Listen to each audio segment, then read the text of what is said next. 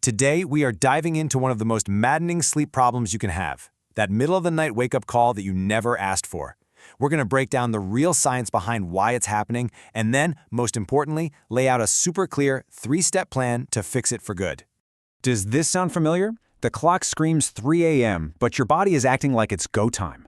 Your heart's pounding, your mind is just buzzing with to-do lists and random worries, and sleep, well, sleep feels like it's on another planet. Look, you are definitely not alone, and I promise you, it is not just in your head. All right, let's get right into this, because this one idea, it changes everything. That 3 a.m. jolt isn't you failing at sleep. It's a biological response, one that's hardwired into you. Your body actually thinks it's in danger, and it's hitting the panic button, flooding you with stress hormones to save you. So let's start with section 1, the 3 a.m. panic. We're going to explore what is really going on inside your body and why just calling it a bad night's sleep is honestly getting the diagnosis completely wrong. You know, it is so easy to blame the usual stuff. Getting older, our mattress, a stressful day at work. And we end up buying expensive gadgets or trying every sleep trick in the book, but we're often missing the real root cause, a specific chemical switch inside of us that's basically stuck in the on position. And that chemical switch has a name, cortisol. So let's get to know the main character in this whole drama, understand its job, and see how our modern life has pretty much turned it against us. Cortisol gets such a bad rap, but really it's essential for life. Just think of it as your body's built-in alarm clock, your get-up-and-go hormone. It's designed to give you that jolt of energy to wake you up and help you tackle challenges during the day. The problem isn't the hormone itself, it's all about its timing. And this right here, this shows the whole problem perfectly. On the left, that's the healthy rhythm we want. Cortisol is high in the morning, so you feel energized, then it hits rock bottom at night, so your sleep hormone melatonin can come in and do its job. But on the right, that's the messed up rhythm so many of us are living with. We feel groggy and tired in the morning because cortisol's low, and then we're totally wired at night because it's spiking at the absolute worst time. This is why we call it the fire alarm. I mean, think about it. High cortisol at night is great if there's an actual fire, but it makes that deep, restorative sleep we all crave completely impossible. Your brain simply will not let you rest deeply if it thinks there's a 5-alarm fire happening. Okay, but here's the good news. We can manually turn that alarm off. You absolutely do not have to be a victim of this cycle. Let's walk through 3 powerful science-backed habits that can quiet down your cortisol and completely reset your internal clock. So here it is, our 3-step reset. We're going to come at this from 3 different angles. First, we'll manage light to get a handle on our internal clock. Then, we'll stabilize our blood sugar to stop those emergency signals. And finally, we're going to give that racing mind of yours a clear off-ramp before bed. All right, let's kick things off with light. Deep inside your brain, there's this tiny little group of cells that acts as your body's master clock. And you need to know, this clock really only understands one language, light. The science on this is just wild. One study compared people who read on a screen before bed to those who read an actual paper book. The results were just staggering. Look at this chart. The screen users had a massive delay in producing their sleep hormone, melatonin. They were literally blasting their eyes with what their brain thought was the midday sun, telling it, "Don't you dare go to sleep." So the solution is to create what we call a digital sunset.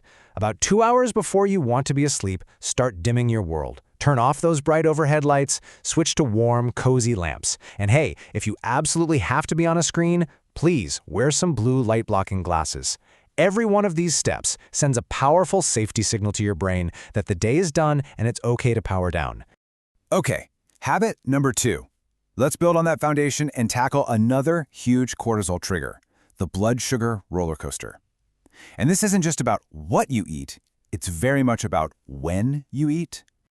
The rule here is incredibly simple. Stop eating all calories at least 3 hours before you go to bed. When you eat a heavy meal or a sugary snack right before bed, you send your blood sugar on a wild ride. It spikes way up, and then you guessed it, it comes crashing down right in the middle of the night. And that crash is the trigger. Your brain doesn't know you just had a bowl of ice cream. All it knows is that its main fuel source is suddenly plummeting. It sees this as a life-or-death emergency and blasts your system with cortisol and adrenaline to force your liver to dump sugar into your bloodstream.